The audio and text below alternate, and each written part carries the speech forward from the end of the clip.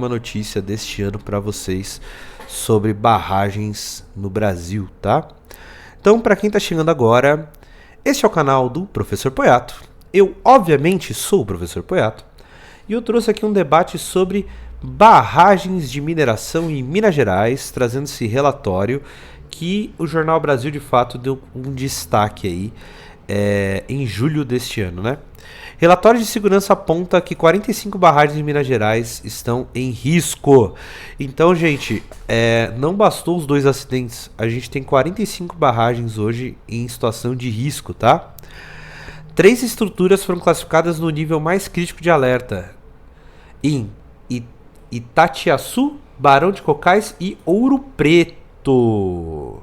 Então, 45 barragens em Minas Gerais estão em risco. Vamos ver o que está acontecendo.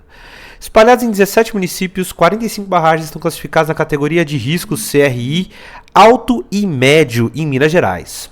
Os dados foram divulgados pelo Relatório de Segurança de Barragens de 2023, produzido pela Agência Nacional de Águas, ANA, e publicado no final do mês passado. Gente, isso é um absurdo, né? Isso é um problema gravíssimo. Mas ainda bem que a gente conseguiu se antecipar antes que a primeira estourasse, né?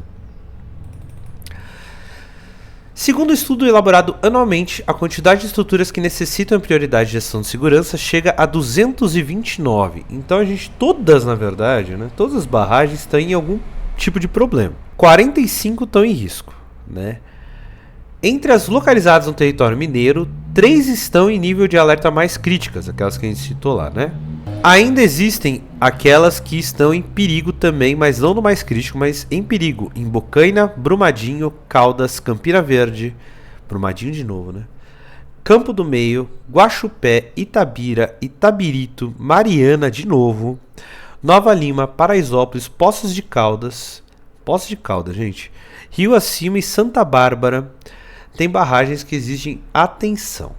Pessoal, isso significa aquela coisa que eu falei para vocês. Como a mineração ela é uma atividade privada, cada centavo que eu coloco em segurança é um centavo a menos que o acionista vai ganhar de lucro lá na frente.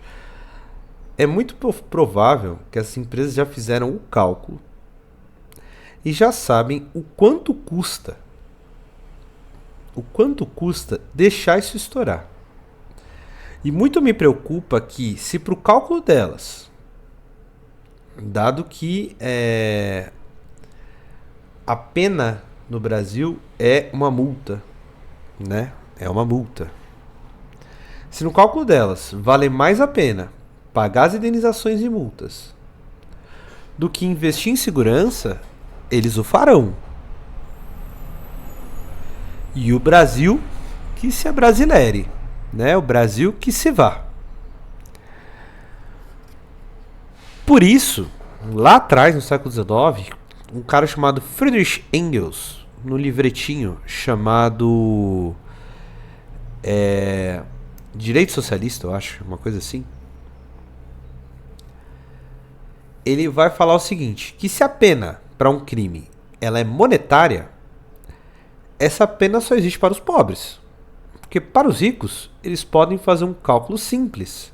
Se aquele dinheiro vale o benefício daquele crime. Então a gente tem que rever se não seria o caso, por exemplo, de suspender a atividade, de estatizar, caso uma coisa dessa aconteça. Porque não só, e olha só que absurdo, não só o Estado vai entrar em socorro das pessoas, mas no acidente desse, o Estado entra em socorro da empresa. Ele libera crédito. E ao mesmo tempo que ele multa, ele libera crédito para a empresa não fechar. Então, se a pena é monetária, essa pena só existe para os pobres. E para empresas pequenas. Para uma gigantesca como a Vale, a gente tem que repensar quais vão ser nossas formas, não só de fiscalização, mas de garantia de que eles vão atrás da segurança. É o socialismo jurídico. Socialismo jurídico, o nome do livrinho. A UFMG, Universidade Federal, lançou em junho o Observatório de Barragens e Mineração, UBAM. Gente, isso aqui é interessantíssimo, tá? O site da UBAM já está disponível Eles não têm tantas, né, atualizações, porque esses observatórios são encontros aí de acadêmicos, mas o que tem publicado é extremamente interessante. Acompanhem, tá? Com o objetivo de analisar e divulgar dados sobre a situação das barragens do estado, né? A iniciativa é coordenada pelo Grupo de Pesquisa, Educação e Mineração e Território, EDUMIT, e produz relatórios periódicos sobre a situação das estruturas. Um dos levantamentos realizados pelo OBAN é em relação às bacias hidrográficas ameaçadas. Gente, é isso, né? É o que a gente falou mais cedo.